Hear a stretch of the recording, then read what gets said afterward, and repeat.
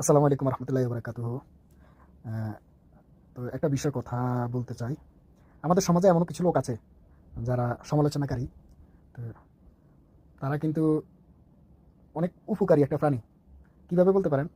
মনে করেন আপনার বিরুদ্ধে যদি সমালোচনা না হয় তাহলে আপনি কিভাবে বুঝবেন আপনি ঠিক করতেছেন না ভুল করতেছেন? তো সেই হিসাবে তারা মনে করেন অনেক উপকারী একটা লোক। তাদেরকে পাওয়া যাবে মনে করেন আপনার গ্রামের চা দোকানে, এই আশেপাশে পাড়া প্রতিবেশী, রাস্তাঘাটে। তো আমার মতে তাদেরকে এই সমাজে একটা স্বীকৃতি দেওয়া উচিত, ভালো একটা স্বীকৃতি দেওয়া উচিত। তাদেরকে সেভ করা উচিত, তাদেরকে সংরক্ষণ করা উচিত, প্রয়োজন পড়লে তাদেরকে নোবেল পুরস্কার দেওয়া উচিত। ঠিক আছে?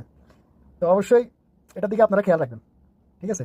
এই মনে করেন আপনি ভালো করুন খারাপ করুন যাই করুন, তাদের কাজ হলো আপনি কোনটা ভুল করছেন ওইটা। তো এবার চিন্তা করেন, আপনার নিজের ভুল কিন্তু আপনি নিজে খুঁজে বাইর করতে পারতেছেন না, কারণ নিজের ভুল কিন্তু নিজে দেখে না। তো সেই হিসাবে তারা কিন্তু আপনার সেই উপকারটা করতেছে। তো অবশ্যই তাদেরকে আপনি আপনাদের সংরক্ষণ করা উচিত, তাদেরকে যে কোনো একটা মর্যাদা দেওয়া উচিত। ঠিক আছে? তো এই মনে করেন আপনি যাক, তারা খুবই উপকারী একটা বস্তু, একটা বস্তু না সরি, একটা সমাজের খুবই উপকারী একটা কি, আহ, তারা হিউম্যান নিয়ে রিচার্জ করে। কি বলেন? তারা বিজ্ঞানের সমতুল্য হিউম্যান রিচার্জ করে। তো এইসব যারা হিউম্যান রিচার্জ করে তাদেরকে সমাজে বাঁচিয়ে রাখা উচিত। আহ, এই আর কি। তাইলে আপনারও উপকার হবে, আমারও উপকার হবে, সবার উপকার হবে। আসসালামু আলাইকুম রহমতুল্লাহ বরকাত।